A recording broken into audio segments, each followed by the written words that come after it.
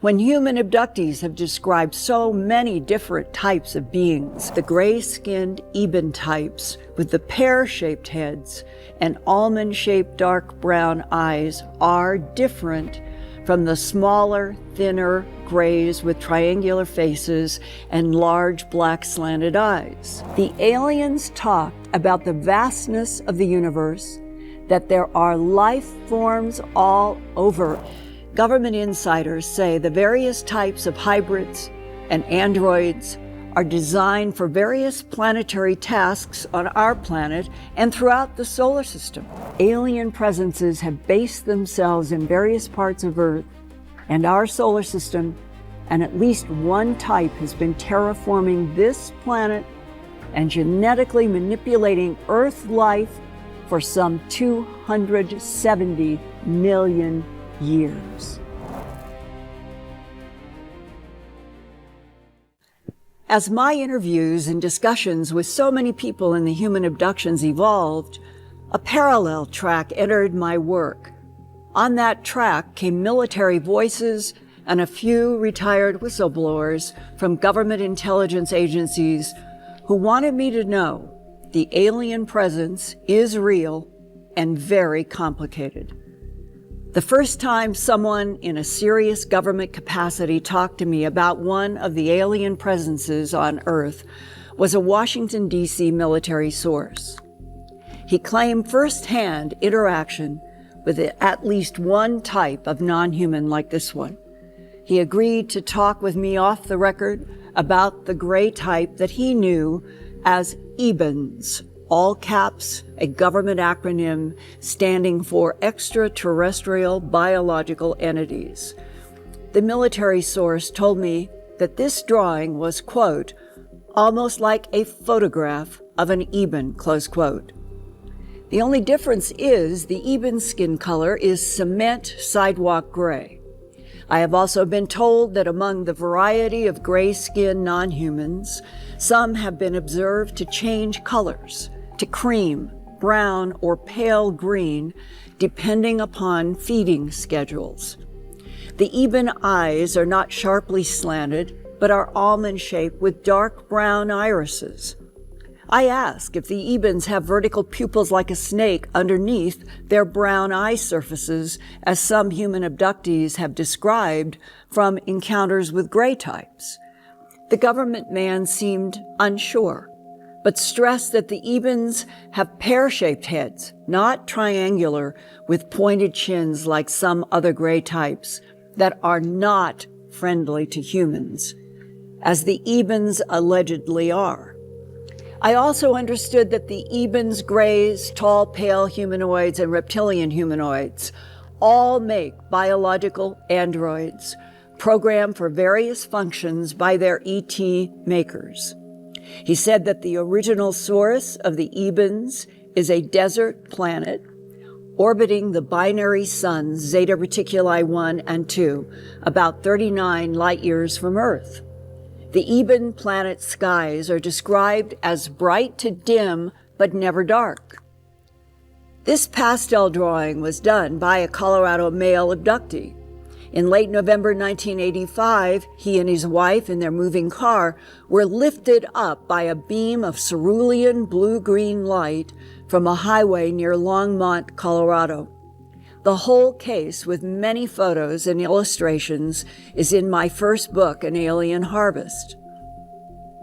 My military source told me the Ebens are supposed to be friendly and do not abduct people, he said.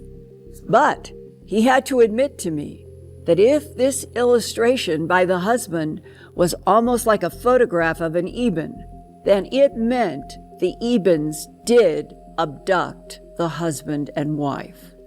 The couple in their car were carried from the Longmont, Colorado highway to a forest where an egg-shaped craft was on the ground, supported by angled struts.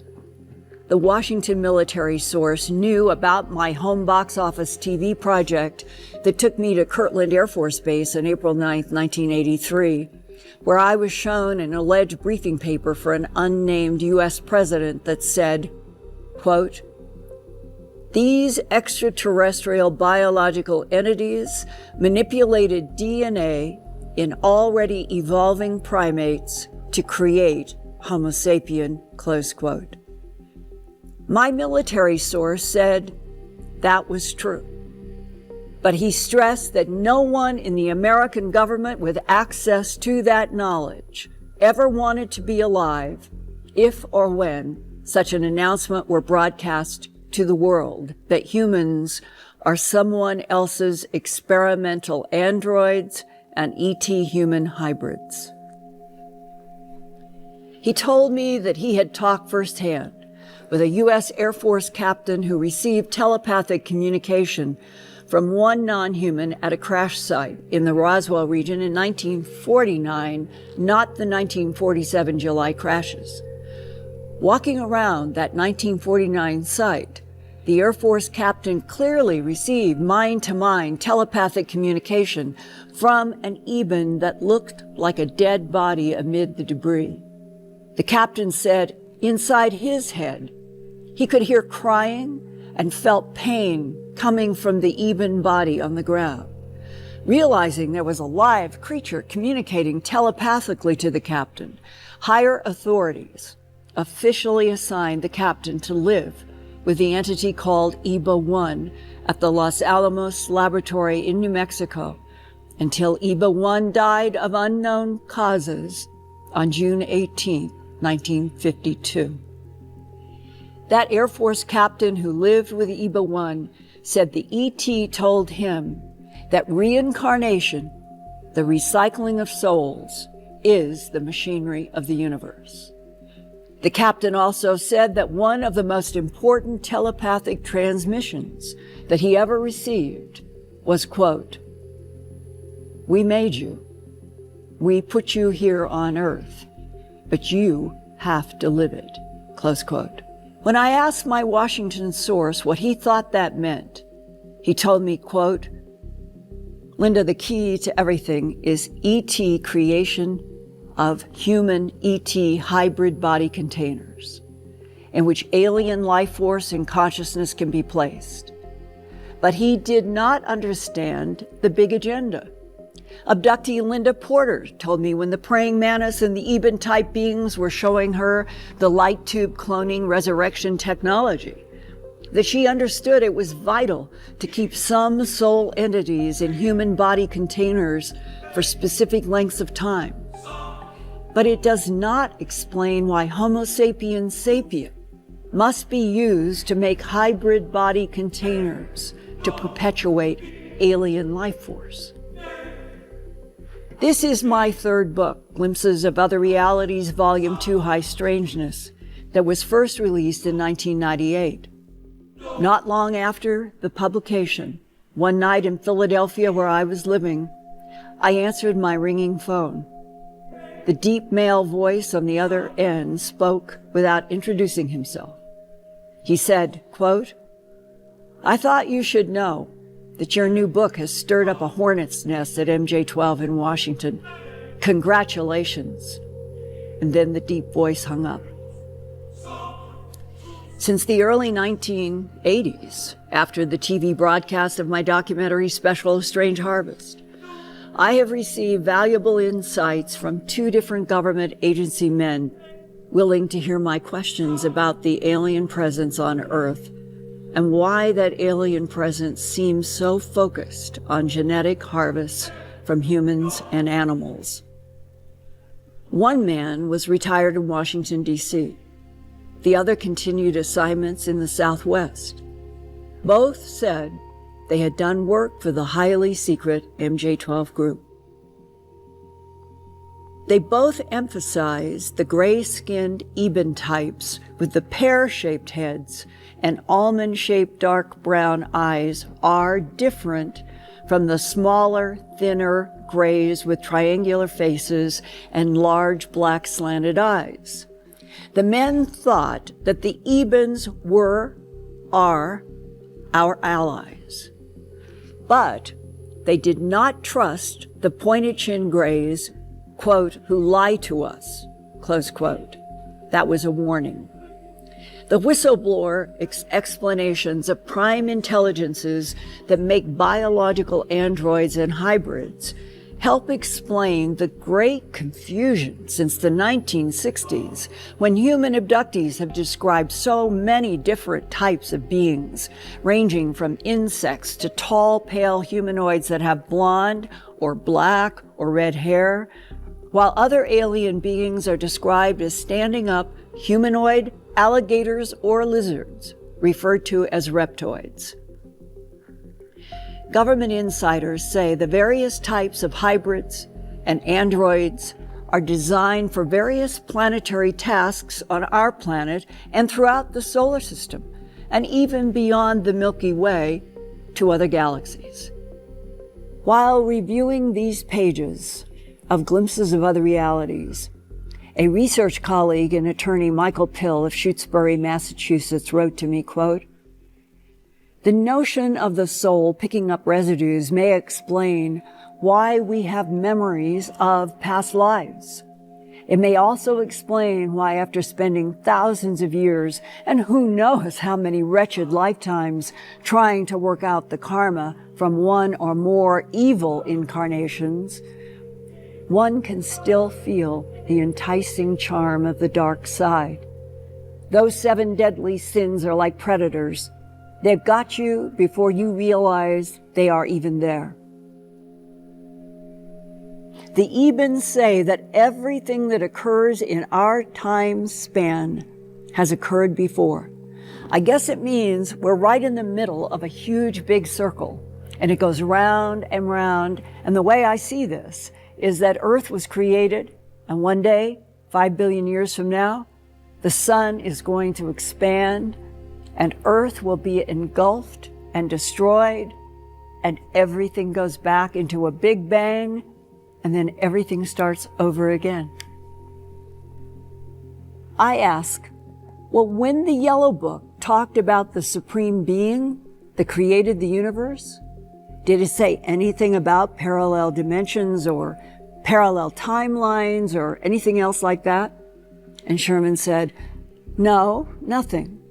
The aliens talked about the vastness of the universe, that there are life forms all over, Linda. It talks about a supreme being creating the souls and creating the containers and distributing the souls to the containers. To the Ebens, it's just basic facts. I asked Sherman, if the Ebens made us and put us here, there has to be a reason. Are we a garden growing containers for souls to be harvested for some reason? And Sherman answered, it's another good question. All I can tell you is that when I asked one elderly man with MJ-12 about souls and why the Ebens made us, he said, you don't want to know that. Sherman also told me that our universe is one of billions, like grains of sand on an island. But the island, he said, is surrounded by a cold, dark sea. And when I asked what is in the cold, dark sea, he used the elderly MJ-12 man's same answer about souls. You don't want to know that. Sherman, some abductees also say that the main reason for the animal mutilations and human abductions has to do with the creation of a hybrid species. But no one knows whether the hybrids are supposed to replace the current Homo sapien container model. There is a sense that whatever the non-humans are up to, it has something to do with survival, theirs and ours. Sherman said, maybe. All I know is that the Ebens are supposed to have manipulated DNA in primates long before humans were created. So there must have been a series of experiments like Neanderthal before Cro-Magnon, and Neanderthal's gone, so who knows what's on the agenda for humans? You can read more about my discussions with Sherman in my book, Glimpses of Other Realities, Volume 2, High Strangeness. Centuries of genetic manipulation by other intelligences was reinforced for me in 1999 by a retired Defense Intelligence Agency analyst. He said his job had been to monitor, quote, the geopolitical territorial conflicts of 3 competing extraterrestrial factions or species, close quote. The DIA analyst said, alien presences have based themselves in various parts of Earth and our solar system, and at least one type has been terraforming this planet and genetically manipulating Earth life for some 270 million years. If you enjoyed this, make sure to watch the next video on Awaken Zone. Don't forget to subscribe and hit the notification bell, but you won't want to miss what's coming next.